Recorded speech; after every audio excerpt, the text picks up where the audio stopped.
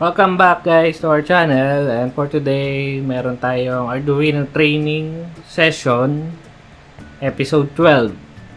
So for our episode 12, ang gagawin natin is LCD na tayo. Yan. So ang LCD natin is may nakakonect siya na I2C. So, yung kit kasi natin may kasama na siyang I2C, pero hindi pa siya nakahinang. Ihinang nyo pa tong I2C dito sa ating LCD mismo. So, kaya hindi siya nakahinang pa is mas okay siguro kung kayo na yung maghihinang para meron din kayong background ng konti sa pagsusolder. So, meron din tayong mga tutorial ng pagsusolder. Kindly check out our page kung paano ba ang basics ng pagsusolder. Okay? So, for this tutorial, ang ating focus is about the liquid crystal display or LCD. So, itong LCD na to is ito yung 16:2. So, 16 characters and 2 lines. And ang connection natin sa ating Arduino board is 4 lang. So, hindi naman kailangan ng breadboard dito sa tutorial natin ito, pero sinama ko na siya dito sa ating video. Since itong mayroong attachment itong ating mga breadboard holder, pwede kasing i-screw natin yan dito. So, screw natin to. So, meron niyang kasamang dalawang M3 na screw na bolt. I-screw lang natin siya dito.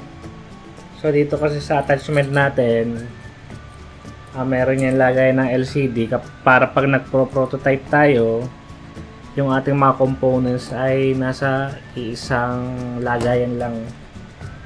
Para hindi tayo masyado mahirapan magdala. So, yun naman yung isang target ng LX Hub para mapadali ang ating pagpo-prototype. Okay? So, itong isa naman ay dito sa kabila.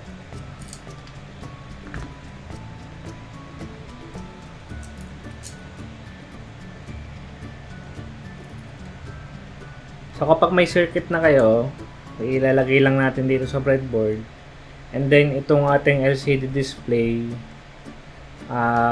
naka-screw na siya dito para hindi na siya magalaw-galaw.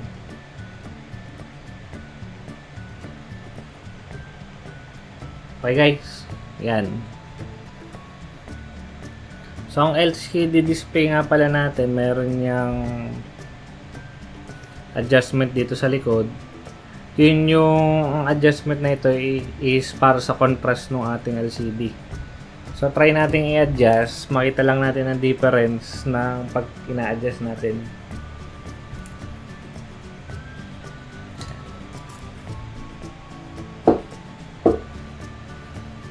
Okay. Ayan. Nababago natin ang contrast.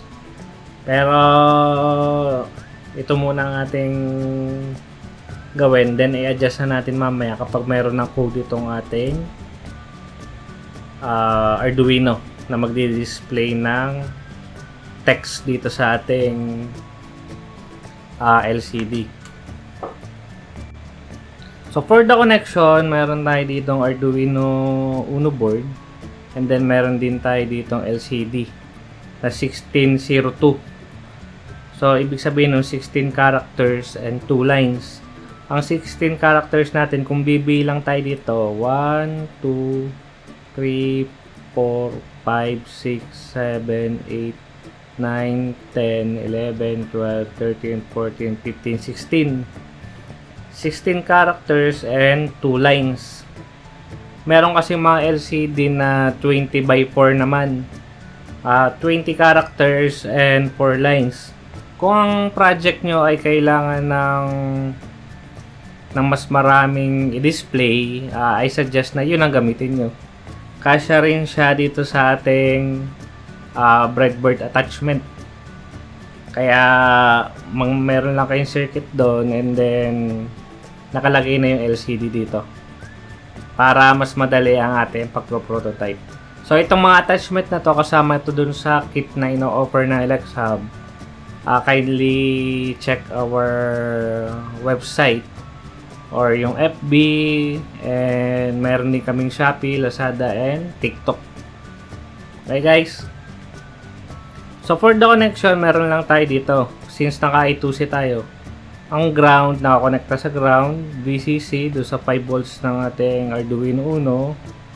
Yung SDA pin ng ating I2C, nakakonekta sa A4, and yung SCL natin, nakakonekta sa A5. So, one difference na naka I2C tayo, ay mas kokonti yung pins na kailangan nating i-connect dun sa ating Arduino board. So, makakasave tayo ng pins para sa ating prototype. Kasi itong LCD, meron tong isa pang setup, parallel setup ba yun? Na lahat ng pins na ito nakakonekta dito sa ating Arduino board. Since ang gusto natin is makasave tayo ng mga pins sa ating Arduino board, since marami pa yung i-connect kapag meron na nga tayong mga prototypes. So, i-utilize natin yung ating I2C module na kasama ng ating LCD. Okay guys, so for the code natin, meron tayo ditong bakanting sketch or yung code natin sa ating Arduino IDE. So for this tutorial, gagamit ulit tayo ng library ng ating LCD I2C. So yung ating LCD I2C, search lang natin dito, LCD I2C. Ngayon, browse lang kayo dito. Ang hanapin nyo ay, ang naka-install kasi sa akin ay ito, LCD I2C by Blackhawk. Kung mapapansin nyo, marami kasing library ng I2C na pwede kayong gamitin. Iba-iba lang sila ng itsura ng mga syntax at function na gamit, pero basically the same lang yung kanilang ginagawa. So ito yung ating in-install sa ating Arduino IDE. Ngayon, kapag na-install natin to, pwede tayong mag-open ng samples ng LCD I2C. Magsimula tayo sa Hello World.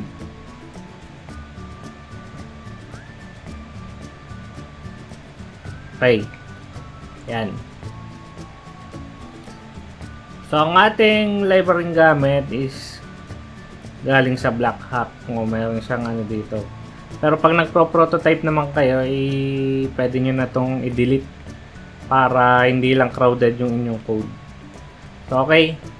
So, meron kayo tayong include lcdi2c.h and lcdi2c LCD. 0x27 ay default address ng ating I2C module. So, sa mga nagkakaproblema, halimbawa hindi mag-display yung ating LCD, meron kaming tutorial about LCD I2C troubleshooting. Kasi minsan yung I2C iba yung address. Pero ito yung default na very common na address ng ating I2C. Kung ilang lines, kung ilang characters at ilang lines. So kapag 20 by 4 na LCD ang gamit nyo, babaguhin lang ninyo to into 20 and ito ay 4. Okay? Itong mga LCD.begin, LCD.backlight, ito ini-initialize niya yung kanyang LCD, and then itong backlight naman, ino-on lang niya yung backlight nung ating LCD. So ang backlight natin dito yung color green. Makikita nyo, mapapansin nyo, yung ibang LCD kasi ang backlight ay blue. So, random naman siya nakukuha depende sa dating sa ating mga suppliers. Pero dito sa ating tutorial, green yung ating LCD. Okay. Pero bago natin ituloy ang ating tutorial, upload muna natin itong ating code.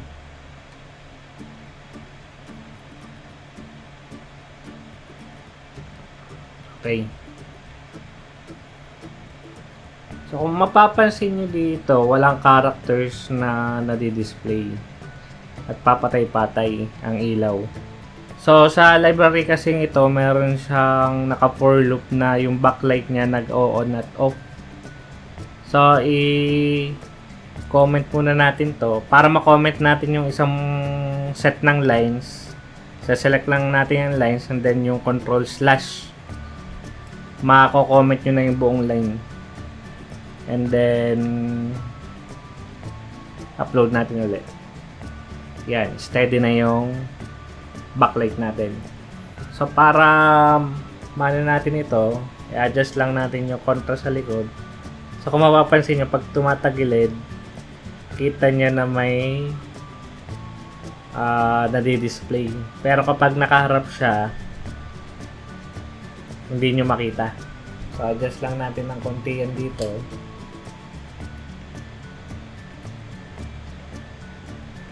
Hanggang sa makita natin yung display natin. Yan. Marami kasi nagkakaproblema dito na hindi daw nagdi-display yung kanilang mga LCD. Pero ang solution lang dun sa problem na yun is i-adjust yung contrast, yung potentiometer doon sa likod. Okay? So, magsimula tayo dito sa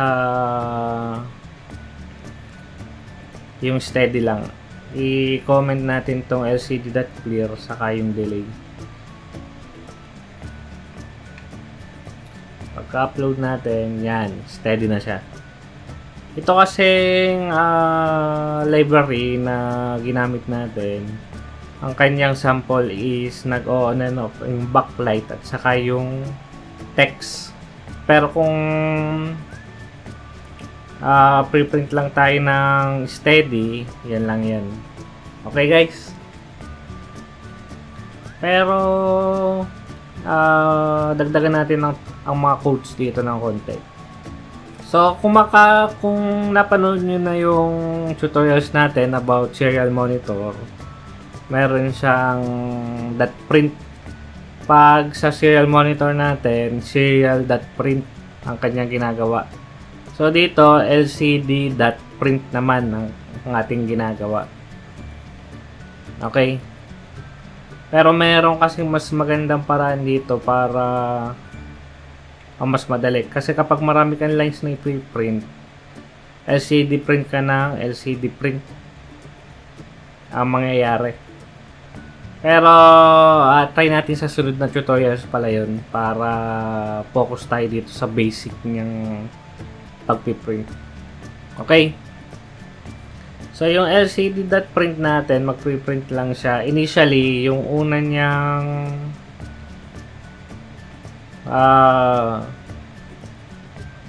anong tawag dito? Kapag kabuhay ng LCD, nasa 00 kasi yung ating position ng ating sa LCD. Okay? Muna natin. Ito kasi, kung mapapansin nyo, pwede kasi kayo mag-ano ng space. Space lang. Halimbawa, alisin natin ng space. May apostrophe kayo dito pag text lang ang inyong i-display. So, halimbawa, experiment tayo dito sa hello. Pag in-upload natin to kung walang space, ang mangyayari sa ating LCD, ganyan. Okay? Kasi ang problema dito, kaya parang nagdoble yung hello natin. Kasi pagka ano dito, hindi niya nire-reposition yung pointer ng ating LCD. So, para maayos yun, ang aking suggest sa pagpo-program nito, mag-LCD set cursor palagi tayo para yung position niya para-parehas lang. Nga pala, ang code nyo pwedeng comma yun o kaya yung ganito magkasunod. So, halimbawa, ito 0 0. Ito kasi nagsisimula kasi yung ating count sa 0. So, kapag line 1, itong unang line, ito yung 0, tapos 0 and 1. Okay? So, kapag in-upload natin to, mangyayari sa kanya, dapat wala na itong hello na ito. Ayan, okay na. Kasi na-reposition natin yung ating LCD. Okay, tapos ito, nag-set cursor uli siya ng hello world. Parang ganito yan. Ano natin yan? Sa halip na semicolon dito, command lang natin. Kung gusto nating dire-diretso na ang lines of code natin. Asin muna no, uli natin itong delay. Hindi, comment na lang natin para gamitin natin mamaya-maya. Okay. Ito naman yung kanyang character. Character and yung line. Ibig sabihin ng 1 dito, ito ay line 2 na ng ating LCD. So kapag ito ay ginawa natin 0, so yung word na ito pupunta dito. Upload natin. Yan, ganyan ang mangyayari. Kung gusto nyo ngayong igitna siya, pwede siyang space lang ang inyong gawin. Parang tansya-tansya lang. Yan. And then, upload natin. Gitna na pa siya. Yan, halos gitna na. So, pwede yan. At pwede rin na kasi natin to. Ilang characters ba to? 1, 2, 3, 4, 5. So, gawin natin dito 5. Kasi ito 5 din. Tapos, tanggalin natin dito yung space. So, dapat ang madi-display sa kanya, ganito din. Upload natin ulit. Ayan, ganun pa. Pero, pag binago natin to, halimbawa, binawasan natin ng isa for ipod lang yung word ng pauna ng kaunti. Yan.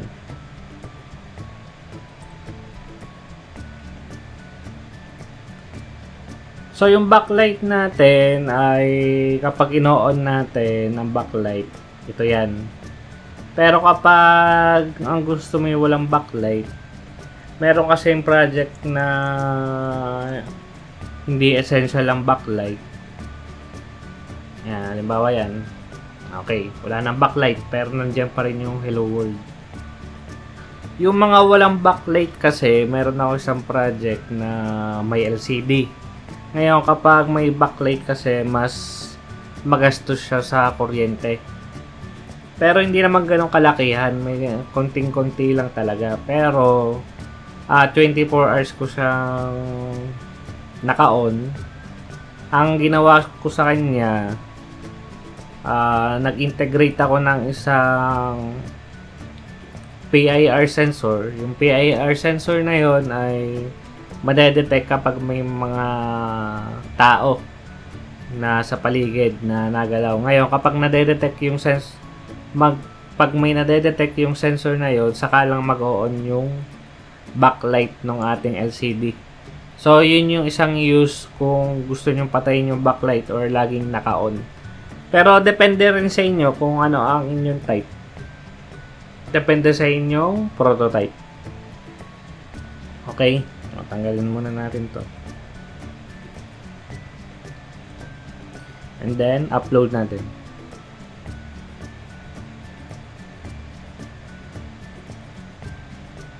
So, kung gusto nyo na flashing backlight, yung katulad kanina, nag-for loop lang tayo and then delay ng 50 milliseconds, on at off lang yung kanyang backlight. Okay, guys? And then, LCD.clear. Kung gusto nyong i-clear yung LCD natin, buburahin yung mga nakasulat.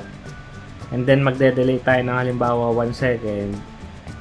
Tingnan nyo ang magiging difference niya.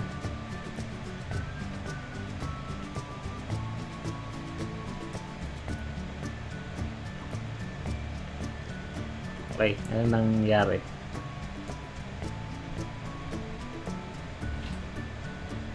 So, para ma-display, kailangan din pala natin lagyan ng isa pang delay dito. So, itong delay, blocking code dito, pero hindi naman ganun kaselan yung ating program, kaya pwede siyang mag-blocking. Yan.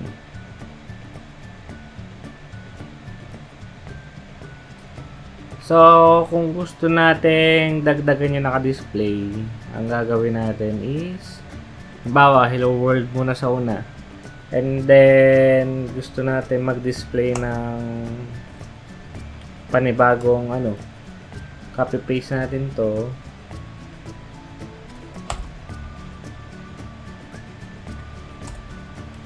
Halimbawa, Sub Electronics.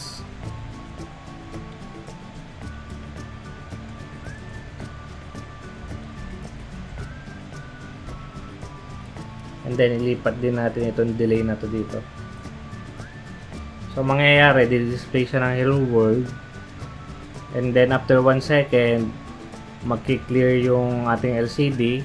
And then, i-display ito. And then, magde-delay ulit siya ng 1 second. Then, balik dun sa hello world natin. So, kapag na-delay natin, lagyan natin dito ng LCD.clear ulit. Then, upload natin.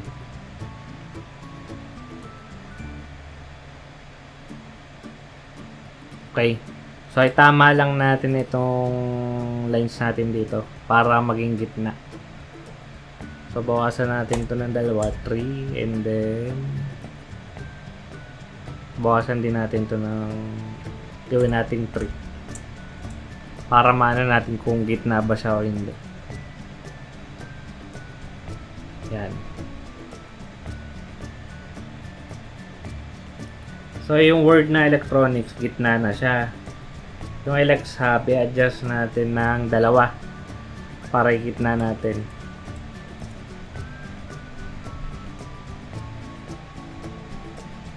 Yan. So, okay guys. Sa mga majority ng prototype, meron kasing LCD. Ito ay talagang gamitin. Kaya sinisimulan na natin i-introduce itong LCD para sa mga susunod nating mga tutorials. Kasama na to sa integration ng ating sa circuit. Meron na siyang LCD. So sa pagdi-display ng sensors, pag may keypad na tayo, and etc. And then, ang LCD rin kasi ay pwedeng pang-display ng status ng system, kung naka-on ba ang relay, kung may naka-on ba na motors, kung ano ang speed. Kaya, essential ang LCD sa mga prototypes. Kasi kung serial monitor lang ang gagamitin natin, di lagi nating nakakonect yung Arduino natin sa ating laptop or PC. Pero kung gusto natin kasing standalone, mayroon na tayong pang-display nung